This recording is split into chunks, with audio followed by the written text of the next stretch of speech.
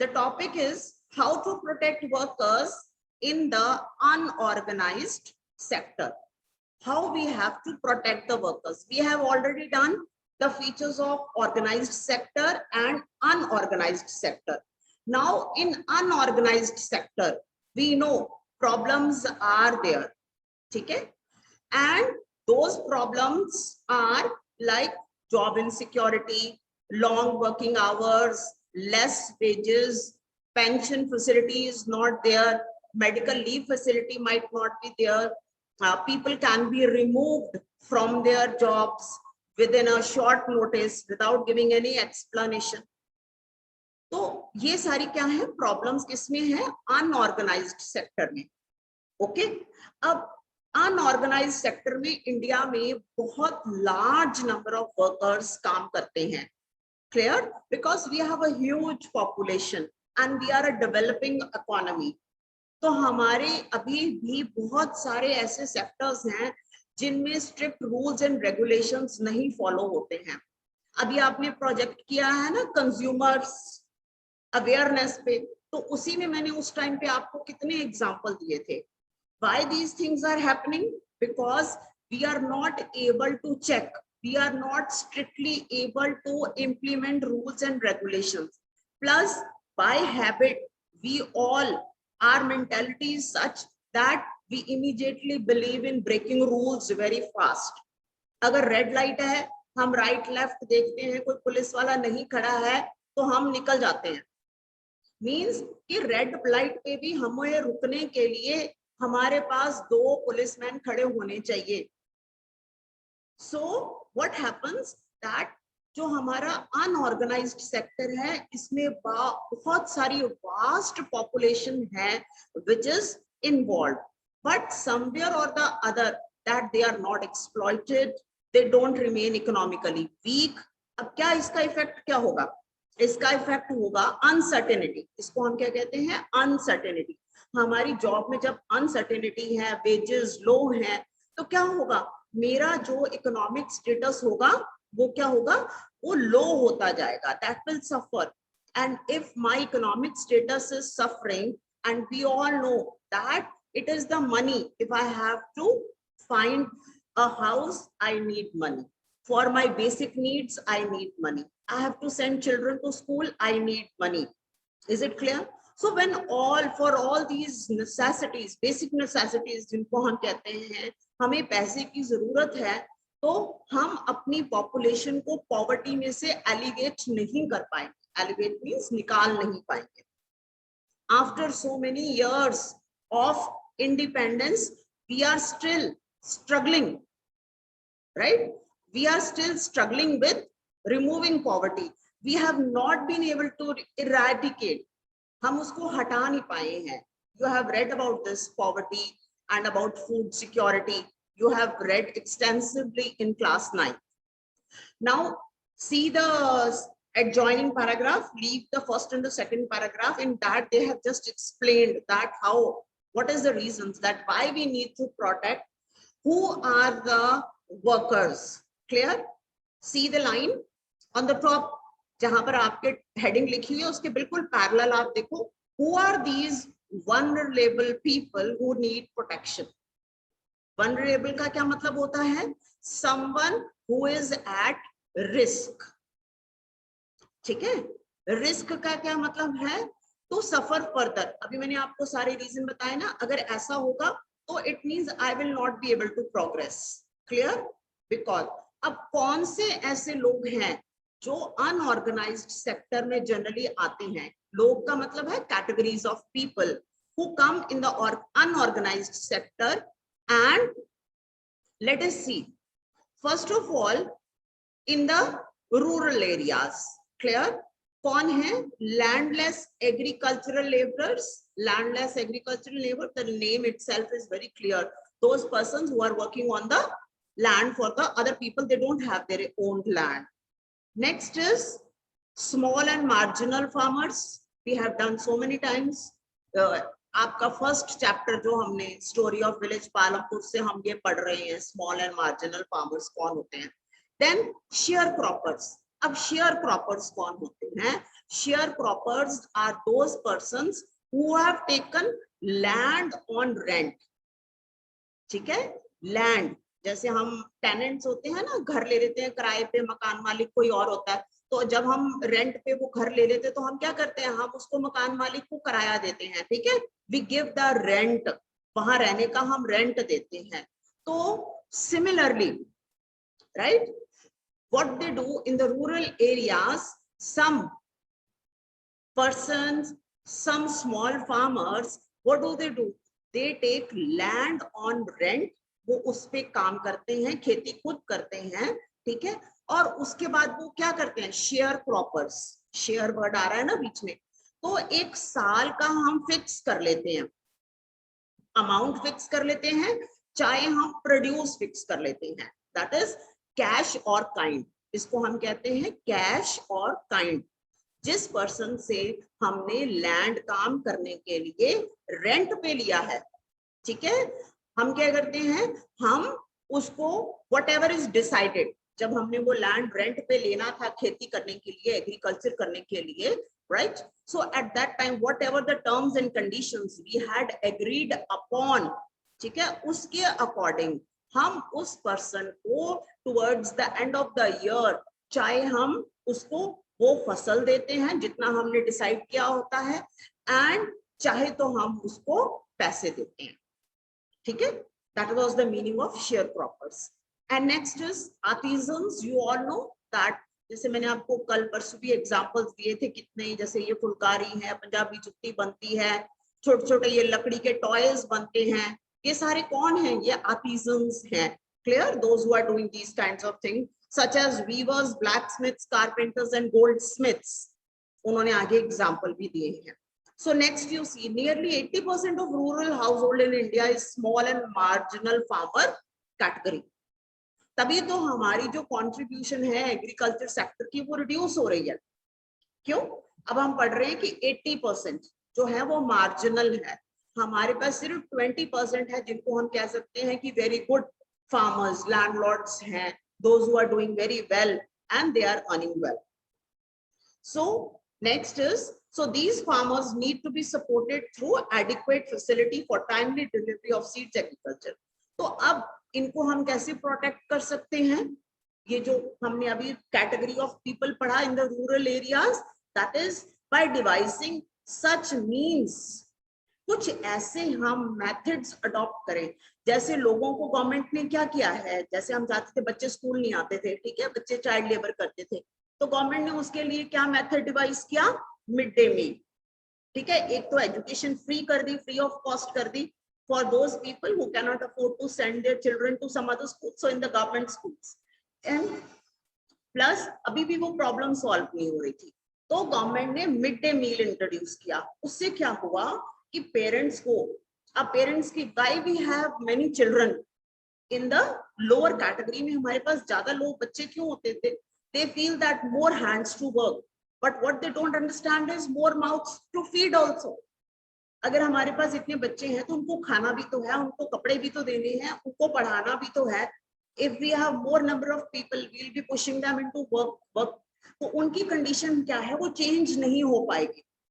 So government introduced midday meal.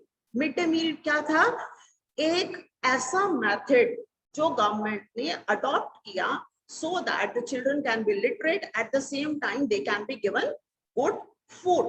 तो अब वो good food का क्या मतलब है, that the parents don't have to worry, they go to the work, they work over there, and children are getting educated also, and at the same time they are getting food also. Clear? So इसी तरह हमें इस rural category के जो लोग हैं उनके लिए हमें कुछ ऐसे गवर्नमेंट को तरीके, measures अडॉप्ट करने हैं, so that, clear, we make their economic life much better. उनकी जो इकोनॉमिक लाइफ है उसको हम बेटर करेंगे। क्यों? Otherwise it is a vicious circle. Vicious circle क्या कहते हैं कि अगर हम एक चेन को ब्रेक नहीं कर पाएंगे, कौन सी चेन है, ठीक है, जैसे अभी मैंने बताया, if I don't have sufficient money, ठीक है। Then what do? I don't have good health facility, ठीक है, ना ही मेरे पास गुड एजुकेशन की फैसिलिटी है। अब because of less money I am not able to provide good health, not able to provide education, तो इन दोनों का क्या रिजल्ट होगा? What will be the result? Result will be that I will not be able to give a good job, ठीक है। मेरे पास पैसा ना होने के कारण हेल्थ भी अच्छी नहीं है। हेल्थ में क्या आता है? Availability of food. आपने किया है ना फूड सिक्योरिटी में। हम फूड सिक्योरिटी कब कहते हैं? When it is accessible, availability है एंड इन अ प्रॉपर, उसको लोग खरीद सके। खाना तो मिल रहा है, बहुत बड़े बड़े स्टोर्स हैं, ठीक है, वहां पर अगर हर चीज 100 रुपए किलो 200 रुपए किलो है तो उसकी एक्सेसिबिलिटी लोगों को है ही नहीं है, ठीक है। तो जब तक उसकी एक्सेसिबिलिटी नहीं है हम कैसे कह सकते हैं कि वी आर फूड सिक्योर? अभी भी हमारी पॉपुलेशन है वो जो क्या है, they are sleeping without food, ठीक है, और कईयों के पास एक्सेस ऑफ फूड है वो उसको वेस्ट कर रहे हैं। तो हमने फूड सिक्योरिटी की बात तो कर ली, that we have sufficient storage, हमारे पास बहुत सारा स्टॉक है, बफर स्टॉक है हमारे पास, बट क्या वो लोगों को मिल रहा है? क्या लोग उससे बेनिफिट कर पा रहे हैं? आपने पीडीएस सिस्टम पढ़ा था ना, राइट, पब्लिक डिस्ट्रीब्यूशन सिस्टम। तो अब इन सब का नतीजा क्या हुआ कि मेरे को जॉब भी अच्छी नहीं मिली। तो मेरे को अगर जॉब अच्छी नहीं मिली है तो फिर क्या हो गया? मैं फिर वापस यहाँ पर आ गया, I don't have sufficient money. और अगर मेरे पास मनी नहीं है, हेल्थ नहीं, एजुकेशन नहीं, फिर जॉब, तो इसको हम कहते हैं विशियस सर्कल। विशियस सर्कल का मतलब है कि ये एक साइकिल चलती रहती है जो यहाँ से स्टार्ट होती है और फिर आगे यहीं पर अटक जाती है, ठीक है। अब इसमें से क्या होगा? अगर इसमें से एक ये चीज ब्रेक हो जाती है, कट जाती है, ठीक है, सपोज मनी आ जाती है हमारे पास and I am able to educate, educate करेंगे तो गुड जॉब मिलेगा, तो मनी हमारे पास अच्छी आ जाएगी। अच्छी आने के कारण I will able to take good food and as a result I will be healthy, and if I am healthy and I'm going to a good school, I'm getting educated, it means my life will change. तो इसको हम कहते हैं vicious circle. जब तक इसमें से हम एक कड़ी को, ठीक है, एक कोई ऐसा एलिमेंट या कोई ऐसा फैक्टर, ठीक है, जिसको हम ब्रेक नहीं करेंगे तो हमारा ये चलता ही रहेगा। We will not be able to improve it, हम इसको तोड़ नहीं पाएंगे। क्लियर? तो इसलिए गवर्नमेंट को ऐसे मेथड्स अडॉप्ट करने हैं कि चाहे वो जो है अडॉप्ट करने हैं सो दैट द पीपल जहां जरूरत है फायदा वहां मिल सके। गवर्नमेंट की स्कीम्स तो बहुत सारी हैं, ठीक है, there are lot of schemes which the government have been making, आपने बहुत सारी पढ़ी है 9th standard, but where are we lacking? We are lacking in proper implementation. एक आपने कोट सुना होगा कि जजमेंट डिलीवर्ड, एक होती है टाइमली जजमेंट, एक 10 साल हो गए एक जजमेंट को, 15 साल हो गए, कुछ हमें डिलीवरी नहीं हुआ उसके बारे में, so it's as good as not being done. अगर हमने टाइमली वो काम किया ही नहीं तो it's as good as not being done. तो हमारे पास बहुत सारी स्कीम्स हैं, बट जब तक उनकी हम प्रॉपर इम्प्लीमेंटेशन नहीं करेंगे तब तक we will not be successful, तब तक हम अपने लोगों को इस सर्कल में से नहीं निकाल पाएंगे। अगर नहीं निकाल पाएंगे तो India will not become a developed economy. Ultimately क्या गोल है? National development. आपने पढ़ा ना फर्स्ट चैप्टर में, इंडिविजुअल है, कम्युनिटी है, ठीक है, उसके बाद क्या है? नेशनल है। तो अगर हमारी इंडिविजुअल प्रोग्रेस करता है तो हमारी कंट्री प्रोग्रेस करती है। तो नाउ इसमें how to protect workers, that this is the explanation for how to protect workers. तो इट मींस हम इसमें क्या कर सकते हैं, हमें क्या करना चाहिए। अब हमने देखा था रूरल एरियाज, अब हम देखेंगे इन द अर्बन एरियाज कि अर्बन एरियाज में कौन से लोग हैं जो generally they are at risk. Clear? So in the urban areas, unorganized sector comprises mainly of workers in the small scale industry, casual workers in the construction, trade and transport, etc. And those who work as street vendors, you know these, clear? Head load workers. Head load workers क्या है? मैंने आपको बताया जो manual काम करते हैं, those people who do manual work. I told you, एक होते हैं skilled, एक होते हैं semi skilled और एक होते हैं totally unskilled workers. So जो generally unskilled workers होते हैं वो इस कैटेगरी में आते हैं. Next is the garment makers, small factories में. याद है शर्ट इन द मार्केट आपने पढ़ी थी 7th स्टैंडर्ड में. तो जो एक्सपोर्टर है वो ज्यादा अर्न कर लेता है उससे जो कि वो बनाने वाला एक्चुअल में होता है. रैग पिकर्स, रैग पिकर्स को आपने बहुत बार देखा होगा कि they are working in inhuman conditions. हम गार्बेज किसको कहते हैं? वेस्ट किसको कहते हैं? जो हमारी जरूरत का नहीं है, जिसको हमने फेंक दिया, जिसको हमने फेंक दिया कि हमारी जरूरत का नहीं है. रैग पिकर्स उसमें से जरूरत की चीजें ढूंढ रही हैं. Isn't it sad? It is very sad. So जब तक कि एक तो हम अपनी पॉपुलेशन को कंट्रोल नहीं करेंगे, एक हम करप्शन को कम नहीं करेंगे. Clear? Again you will say ये तो गवर्नमेंट करेगी, ये गवर्नमेंट नहीं करेगी. You are young people. इन सब चीजों को जो मैंने आपको कितनी बार बोला है कि हम सोशल साइंस पढ़ते हैं, it is concerned with the society, it is dynamic. हमें इस चीज को करना है. Clear? Many of you might be having family business. हो सकता है आज से 5 साल बाद आप उस फैमिली बिजनेस को ज्वाइन करो. ठीक है? तो आप उसमें चेंजेस लाओ. Bring the changes. Clear? You need to bring the change. हम चाहते हैं कि गवर्नमेंट बदल दे, डेवलपमेंट हो जाए, रातों रात हमारी कंट्री ऐसी बन जाए. अमेरिका तो ऐसा है, कनाडा तो ऐसा है. See the integrity and honesty of the people over there.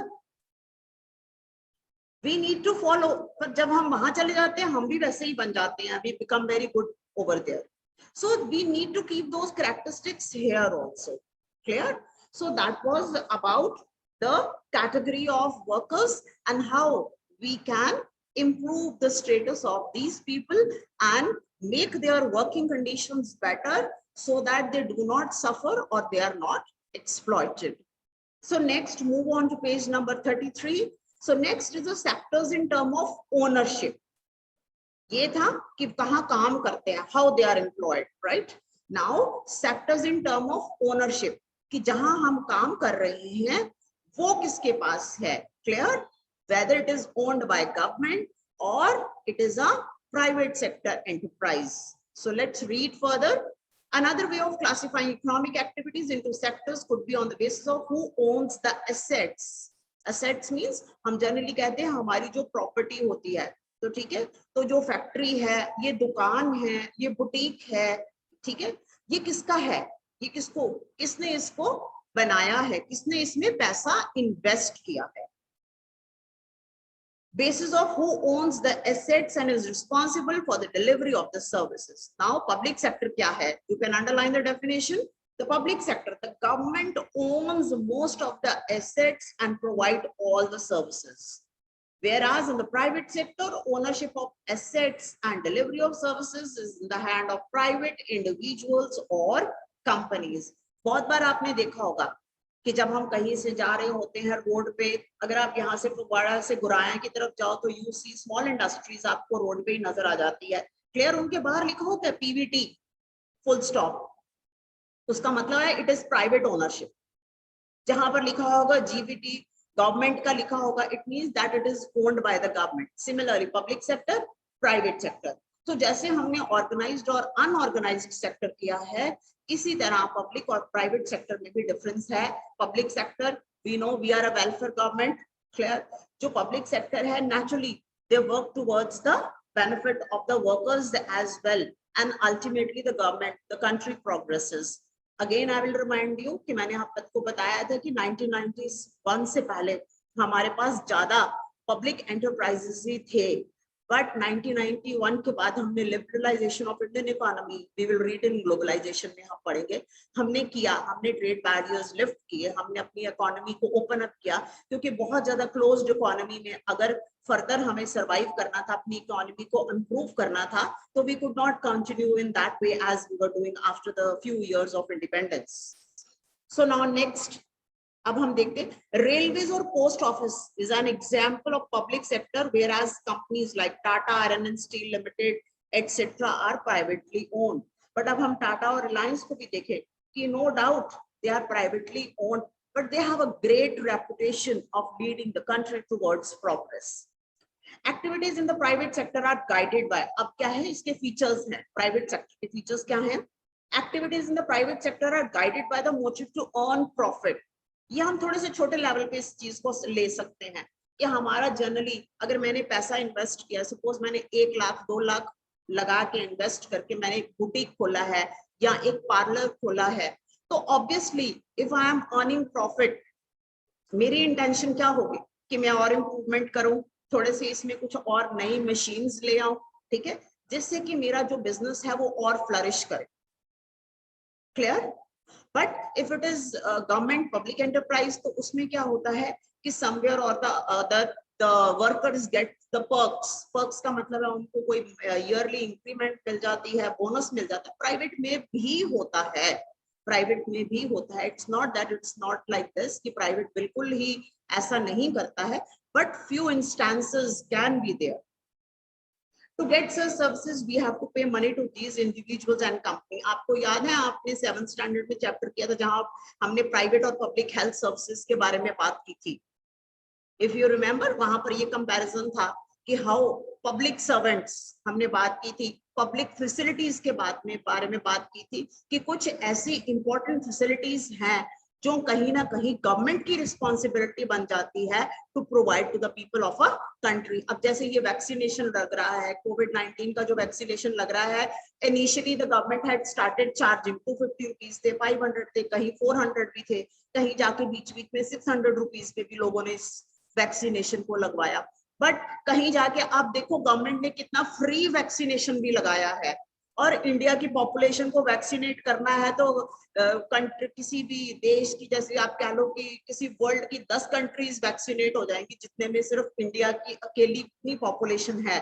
So you see that our government is spending so much on these, providing these kinds of facilities to the people. तो हमारी developing economies में कहीं ना कहीं ये भी problem हो जाती है कि गवर्नमेंट को वेलफेयर स्कीम्स को एस्टैब्लिश करना, लोगों तक प्रोवाइड करने में ही बहुत सारी इन्वेस्टमेंट चली जाती है. Government has to spend lot of money in those. The purpose of the public sector is not just to earn profits. Governments raise money through taxes. अब आप देखो ये taxes हम देते हैं ना गवर्नमेंट को. So that is one of the methods through which the government generates revenue. And other ways to meet expenses on the services rendered by it. तो मैंने आपको एक तरफ अगर गवर्नमेंट हमें सर्विसेज रेंडर करती है, तो दूसरी तरफ टैक्सेस की फॉर्म में भी हमारे पास कहीं ना कहीं government tries and generate the income. Modern day government spend on the whole range of activities. What are these activities? Why do government spend? So further we are going to read about that what are the various activities which the governments perform. So that we will do tomorrow. So in today's lecture about anything, if you have any doubt, so please you can ask your doubts.